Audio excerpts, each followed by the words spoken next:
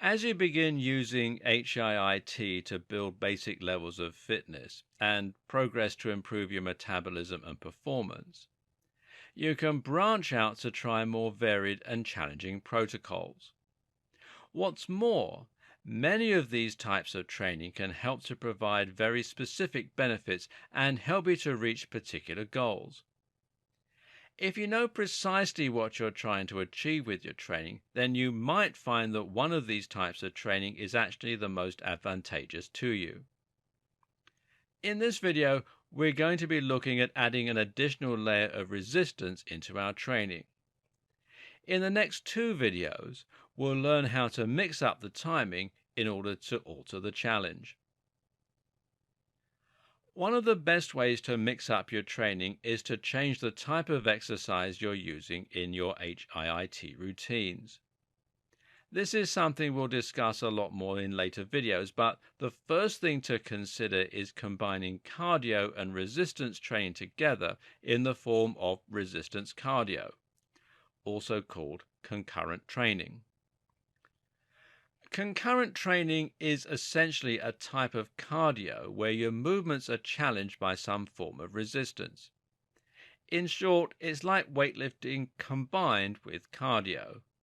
An obvious example is to increase the resistance setting on a stationary bike or to run on sand.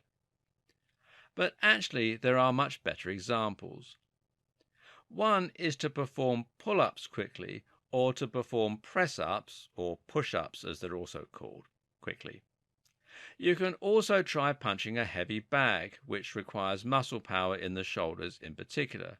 Or you can try running while pushing or pulling something heavy behind or in front of you.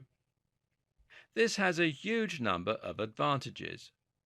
The principal one being that it's even more protective against muscle deterioration. That is to say, you can perform this kind of cardio and burn a lot of calories without worrying that you'll lose much muscle. This is because you're engaging even more of your fast-twitch muscle fibers, and you're driving blood and metabolites to your muscles where they'll stimulate growth. At the same time, the increase in growth hormone and testosterone, triggered by the breakdown of muscle, will mean an improved level of fat burning and muscle building. Anabolic hormones such as these don't only encourage the body to build muscle, but also to burn fat, which is why steroid users look so incredibly lean, as well as being incredibly strong. Of course, steroids also have a ton of very serious side effects, so this is a way that we can get the same kind of anabolic results without the dangers associated with them. Building muscle at the same time as burning fat will help you to create a much superior physique too, and this is something that a lot of people don't realize. If you're unhappy with your current physique right now and you want to look more attractive in and out of your clothes, then simply losing weight will make you either look very skinny or potentially even flabby if you have lots of loose skin left over. Want to get rid of cellulite? Well, losing weight won't do it. The only way to get rid of it is to tone up your legs, buttocks, or whatever the offending area may be. Want to get a flat stomach? Far from burning fat, the best way to do this is actually to strengthen the transverse abdominis. This is the muscle that wraps around your midsection and is responsible for keeping your organs and your gut pulled in. The best example of all, the kettlebell swing. When you look up HIIT protocols, you'll find that it's very common to see them recommend kettlebell swings. That's because the kettlebell swing is in many ways the ideal choice for HIIT, especially if you're interested in building muscle as well as burning fat. And if you ever visit a CrossFit gym, you'll always find that both the kettlebell swing and HIIT are among the favorite tools they use during their workouts. To perform a kettlebell swing, you of course need a kettlebell. Now this is an iron ball with a handle on the top. You can lift the ball using the handle and treat it like a dumbbell.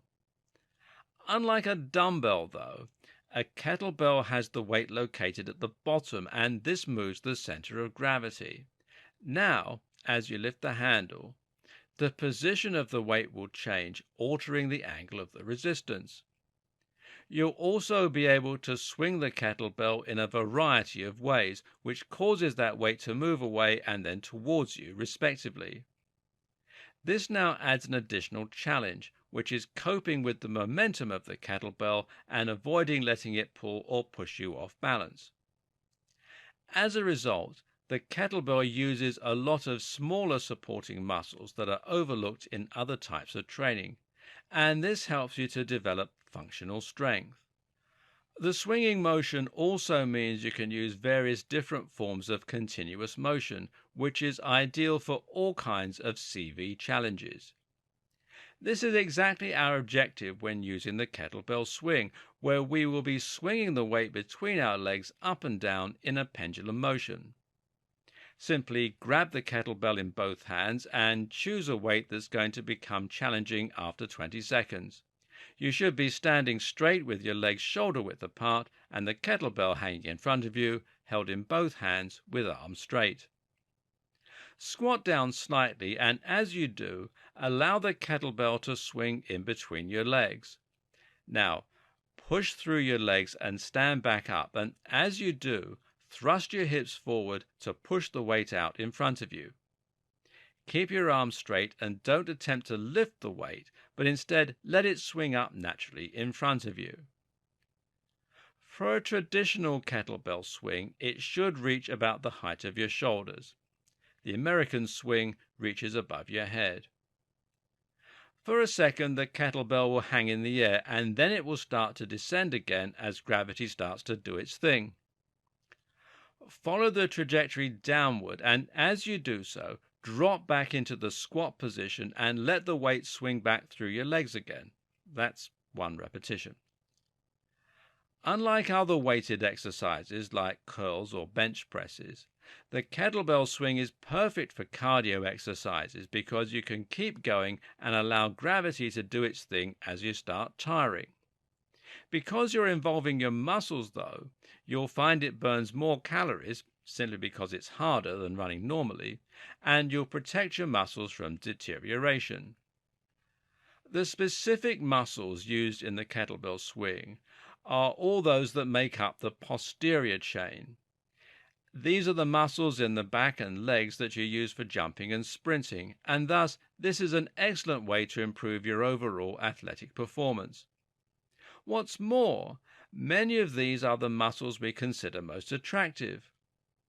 For women looking to improve their legs, bums, and tums, the kettlebell swing is one of the very best choices. In fact, there is something of an internet meme going around at the moment called Women Who Squat.